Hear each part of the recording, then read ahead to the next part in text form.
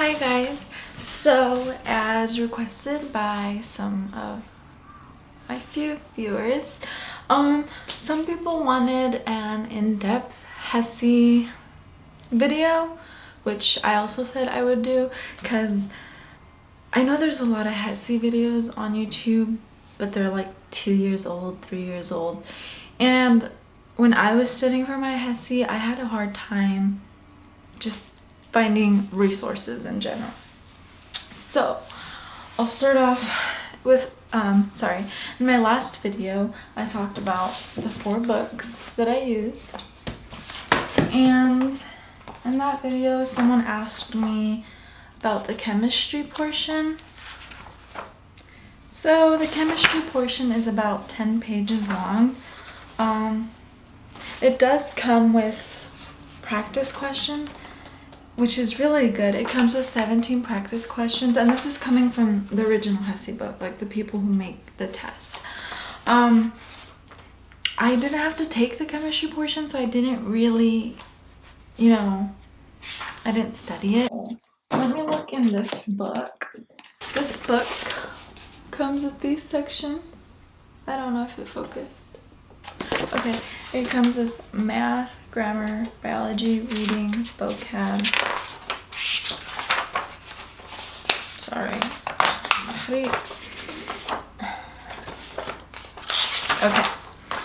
Chemistry, physics, anatomy, and practice tests. But these books do come with all of the sections, and they can help you. You can also Google HESI physics practice, and I'm pretty sure you could find something.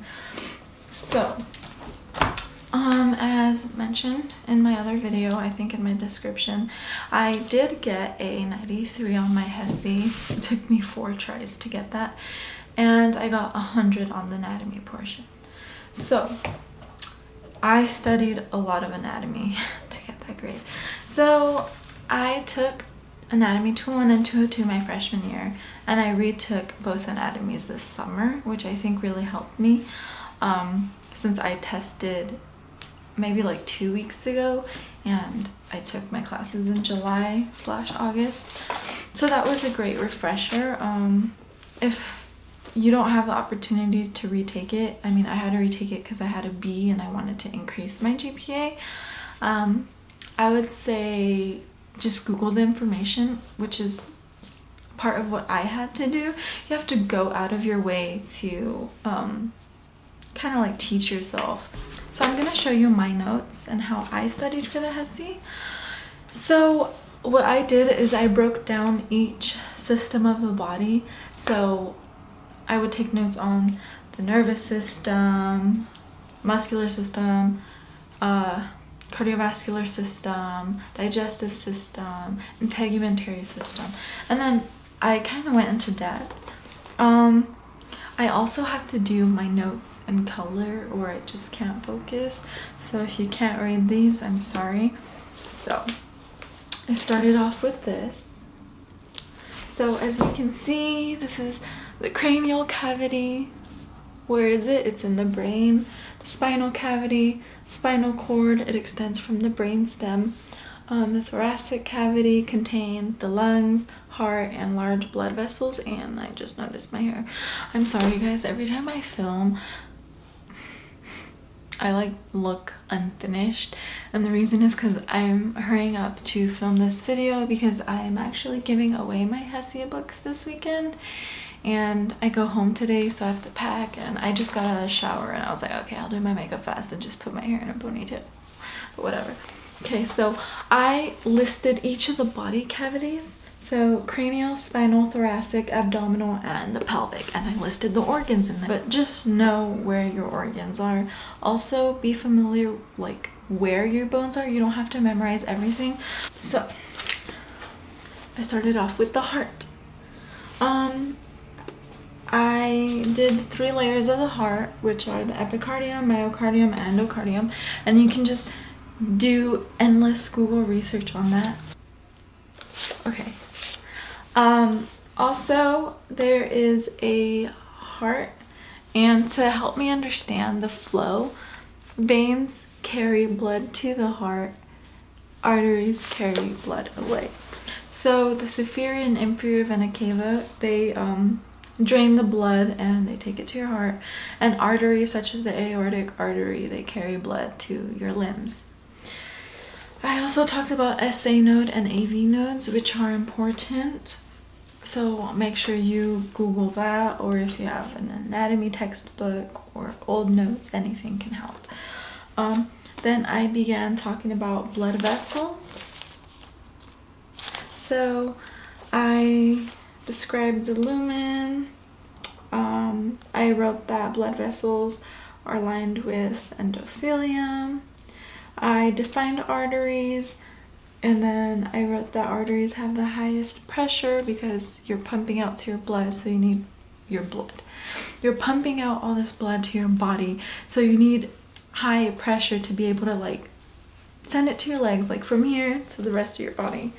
So that was that. Then it's important to know that the largest artery in the body is the aorta. I also defined arterioles, and then I wrote these. Can you see?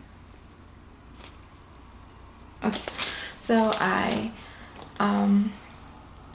describe where, like, what location the descending aorta delivers blood to, the pulmonary artery, and I describe the aortic arch, which consists of the brachiocephalic artery, the left common carotid artery, and the left subclavian artery, and I did define those as well.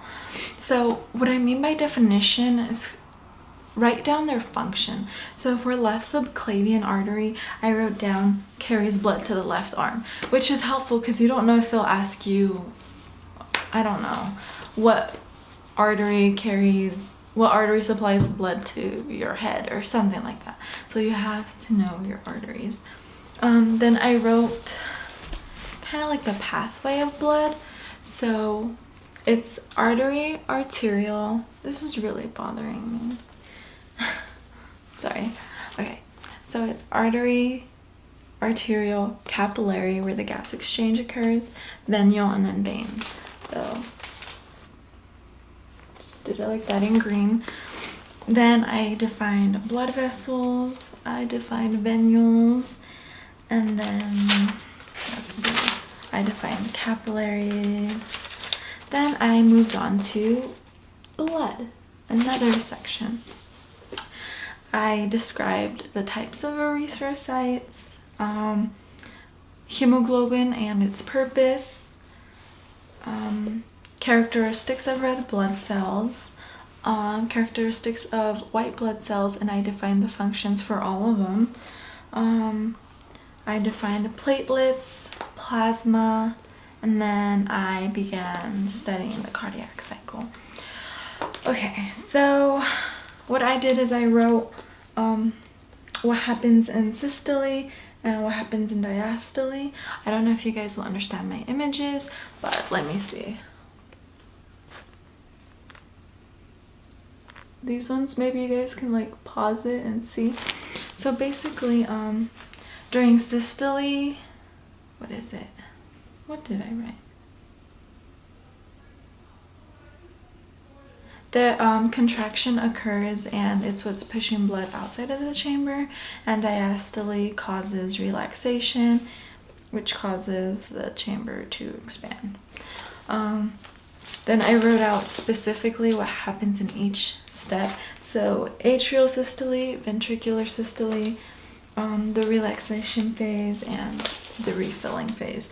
So you might have to Google this stuff, and I just chose any reliable source that probably ended with edu or that had a link that sounded educational.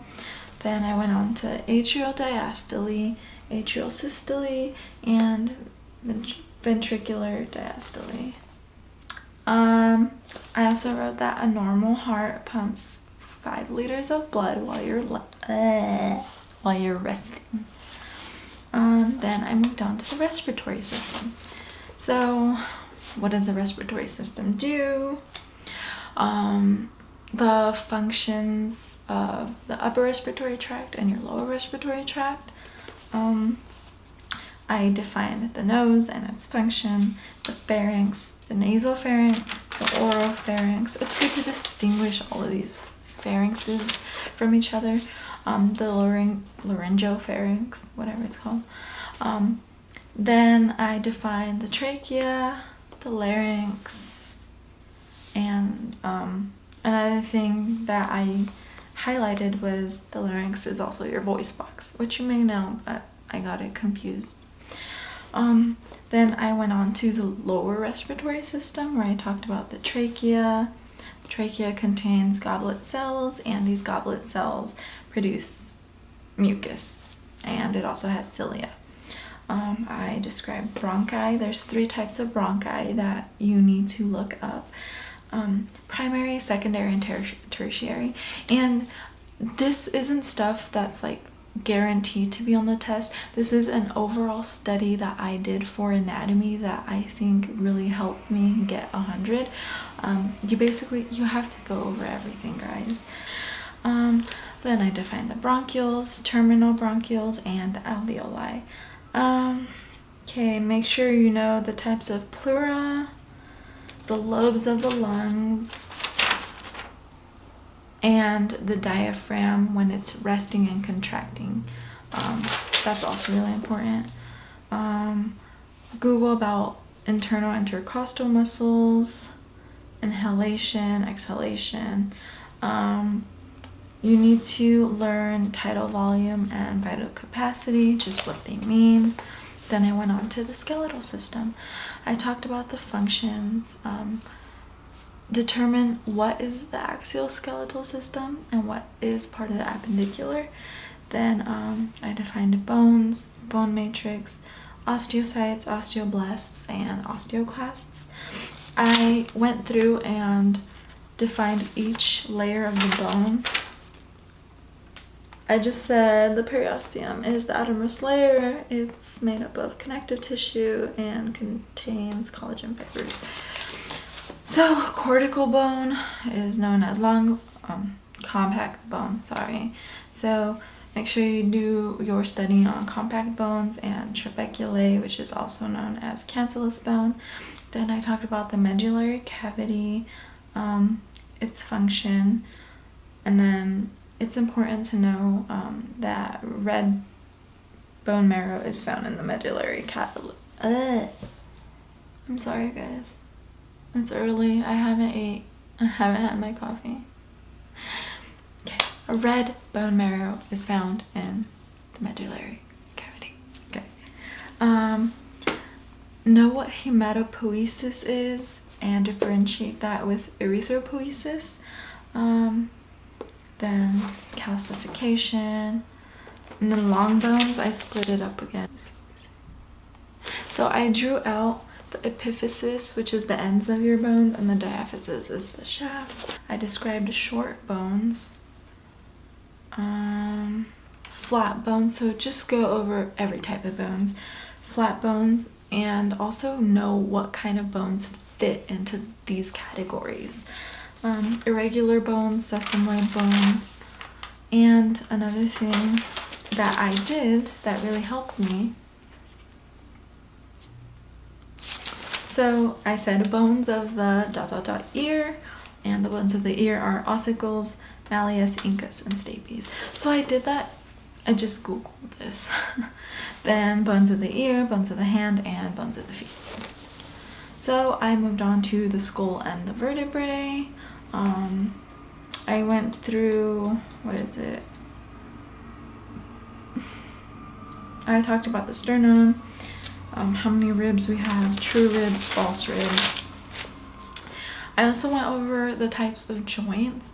I can't teach this to you guys. It would be a super long video, but I'm telling you these things. Hopefully you're taking notes and you can go and do your own research. So if I say synovial joints, Google synovial joints. What do they do? Where are these joints in the body? So that's what I did for that. Fibrous joints, cartilaginous joints. Then I moved on to the muscular system. So I described what the muscular system does. I talked about, so the muscular system has 3 types. There is cardiac, visceral, and skeletal. So make sure you know those. Know the difference between tendons and ligaments and what connects what to what. I also wrote about the transverse tubules, the sarcolemma, myofibrils, just stuff like that. Then I did the nervous system. So the nervous system consists of the brain, spinal cord, nerves, and sensory organs. So what I did is I separated the central nervous system from the peripheral nervous system, and I wrote what they do. I defined nervous tissue, nerve cells, and the parts of nerve cells, which is the soma, dendrites, and axon, dura mater, arachnoid matter, and pia mater, and I defined them too and what they do. I defined cerebrospinal fluid, then I moved on to the brain. I talked about gray matter and white matter and what they consist of. I talked about the 3 parts of the brain, which is the forebrain, what's in the forebrain, which would be the cerebrum and the I can't say these words, guys. Diencephalon, and what each of them do. For example, the cerebrum is where processing occurs, thinking, and language. So make sure you write stuff like that. I also wrote that the corpus callosum is made of white matter. I described basal nuclei, the limbic system, and the diencephalon, which is, or whatever you call it, I'm sorry guys, which consists of 3 important things, which are the thalamus, hypothalamus, and your pineal gland. Then I went on to talk about the midbrain. So you can just Google midbrain, functions of the midbrain, stuff like that. Then I talked about the hindbrain. The hindbrain is the brainstem and the cerebellum, and this one I actually went very into depth.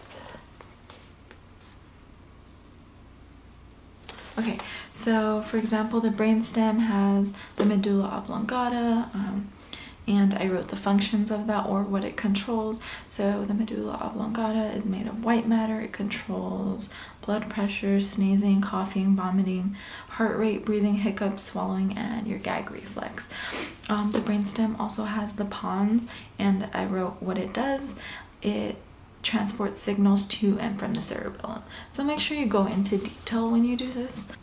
Then I started talking about the peripheral nervous system, the cranial nerves, which you can easily just Google, and make sure you make flashcards on those, because the cranial nerves, sometimes people use Roman numerals, and if you don't really know your Roman numerals, flashcards can really help.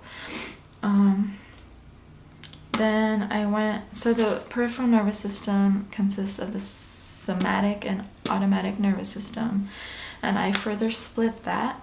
The autonomic nervous system consists of sympathetic and parasympathetic, which is your fight or flight, so do your research on that. And then I moved on to the digestive system. Just remembering studying for all of this, guys. But you can do it, okay? If I can do it, not millions, but like, what encouraged me is like, there's people who are nurses. There are people who got through this. If they can do it, I can too. Okay? Like, do you really think after 3 times, I didn't want to give up? I wanted to just, I don't even know. Obviously, I wanted to be a nurse, but it was killing me that 3 times I couldn't get a high score. And, luckily, praise God, my hard work paid off. And I got a 93, which is pretty good. Okay, enough about me. I wrote out the order of food, the way it goes in. So your oral cavity, pharynx, esophagus, stomach, small intestine, large intestine, etc. I defined the mouth, the pharynx, larynx. I feel like I already went over this. The esophagus, the stomach, and I talked about the layers of the stomach. Just Google layers of the stomach and you'll get the information you need. I talked about the parts of the small intestine, which are the duodenum, the jejunum, and the ileum. So look those up. I wrote that villi in the stomach help with absorption of nutrients. I have a hard time with the liver. I'm just like, what does this even do? So I wrote down that the liver has 4 lobes. I wrote down its functions. It produces bile, detoxifies blood, stores nutrients. The liver is where dead red blood cells go, and it is involved in the production of blood plasma. Then I talked about the pancreas. I literally don't know what the pancreas does. But you see, if you don't know, you have to just look it up. Thankfully, I think I have my anatomy textbook from this summer, so that helped me too, but it was expensive and I don't recommend buying an anatomy book for the HESI. The pancreas secretes enzymes to digest food, and it deals with insulin and glucagon. I went over pancreatic enzymes, then I began studying the endocrine system. It deals with hormones, the pituitary gland, the hypothalamus, pineal gland, the thyroid, and the parathyroid. So go into detail and describe what hormones are released, where the hormones go, like, let's say.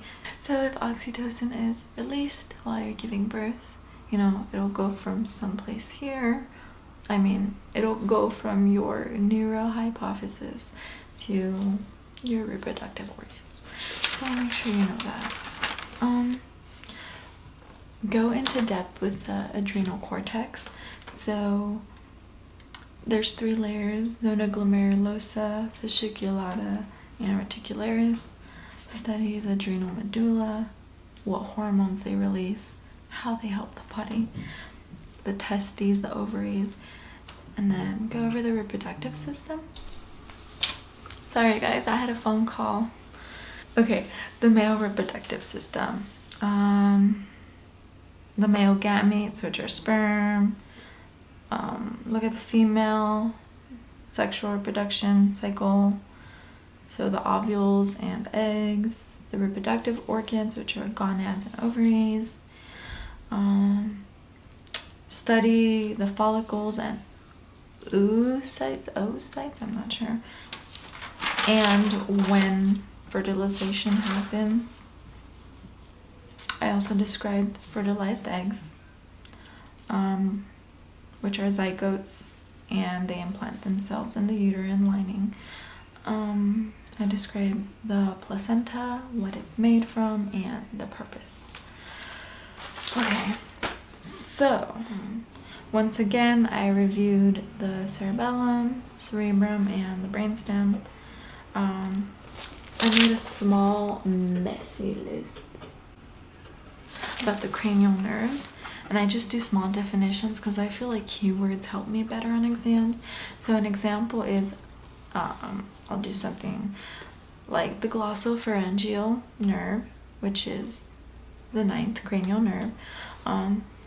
It is in charge of the taste for the posterior 1/3 of the tongue, swallowing and saliva, and the symbol would be like an I and an X. What else? I talked about beta cells and alpha cells, which deal with insulin and glucagon, and what happens if you have an excess. Addison's disease is an excess of cortisol and aldosterone, and Cushing's is an excess of cortisol. I also talked about sensory and motor neurons. Sensory neurons enter through dorsal horns, and motor neurons enter through ventral horns. And then I'll show you some examples about the math. So the math, I did the problems from here, but I used this as scratch work because I didn't know if I was gonna retake it and I didn't want the answers on it, or if I was gonna give my books away. So it's pretty basic math. They do ask you a lot of conversions, such as if you have 12 miles, well, how many kilometers is it? Stuff like that. I did some word problems. Math's not too much to worry about if you just practice every day. So I got a 98 in math, which means I only missed one question. But I'm so happy because the first time I took it, I think math was like my worst one. So guys, it's different for everyone. Some people don't need to put in as much work as I did to get the score I got. Some people don't even have to try and they could get a higher score than me. Or you can be like me, where it takes you a little time. It takes you 4 tries and 6 months to get a good score. Talk about temperature. So converting Fahrenheit to Celsius, Celsius to Fahrenheit, so you can Google that formula.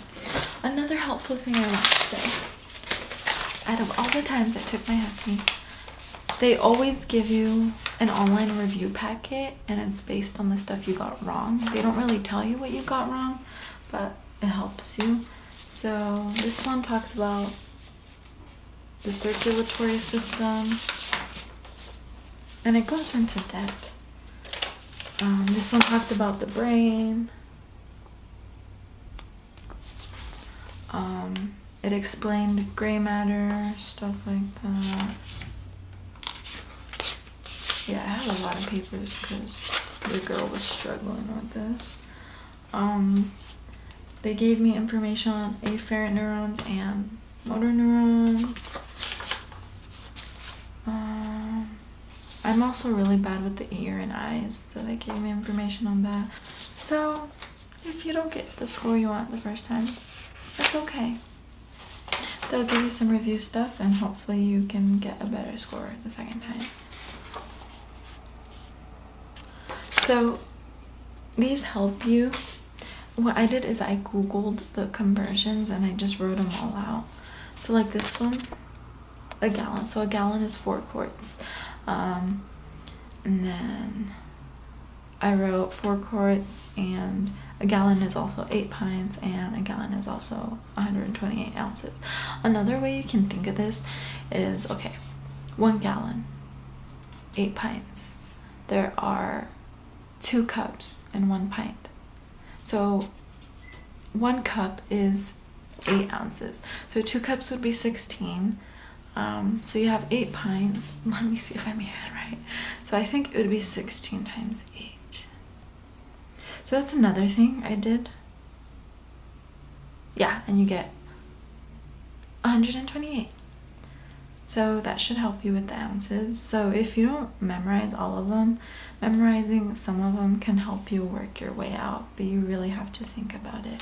This book, they give you all the vocab that you need to know. So I highlighted some of the ones I needed more help with. Write them down in flashcards. Study every day. It does take time. They also ask some stuff that's not in the book, like random words. So another girl said she got 100, but she said it's because she reads a lot, so that might help. If you're into reading, you might know more vocabulary. So it is called the HESI A2 exam prep. It is the 2017 version. There is a free version, but you don't get that many questions. So I first had the free version because I was too cheap, and I became desperate and I paid for it, and it's so helpful, guys. Like, you can select if you want a test. Let's say you wake up, I feel like testing an anatomy today. So you only select anatomy, you select the number of questions you want, and then when you're done, it shows you the wrong answers, and it explains why it's wrong. So you have to do these over and over and over and over. And what I like is it's on your phone. So sometimes I would be in the car and I would be taking a quick test. I'd be walking to class, quick test. I don't know, waiting in line for food. It's just really handy. But see. yeah, guys, I hope that this information helped. I hope some of these tips just help you on what you should study. I know I didn't teach you guys everything. I didn't make this video to teach because it would be so long. Like, this video is already long. But I hope you guys liked it, and everybody who's studying for the HESI, good luck. Don't stress about it. Make sure you get enough sleep. But yeah, the worst thing you could do is let stress get to you. I really let it get to me, and everybody around me was seeing it and how it was affecting my life. But it's okay, you know, everything has a purpose. Leave it. If you believe in God, leave it in God's hands. You'll get there eventually. Like I said, it took me 4 times. I did get denied and to enter the nursing program in May. So yeah, guys, I got rejected from nursing school once. It's okay. I worked on retaking classes to increase my GPA, and I studied my butt off for the HESI. So I find out in 2 weeks if I got in. So be praying for me, guys. I'm really scared. I really hope I can get in, because this is just what I've been wanting to do since high school. If I didn't really want to do this, I would have gave up by now. There's a lot of people, if they didn't get in the first time, they switch their major. But I keep fighting.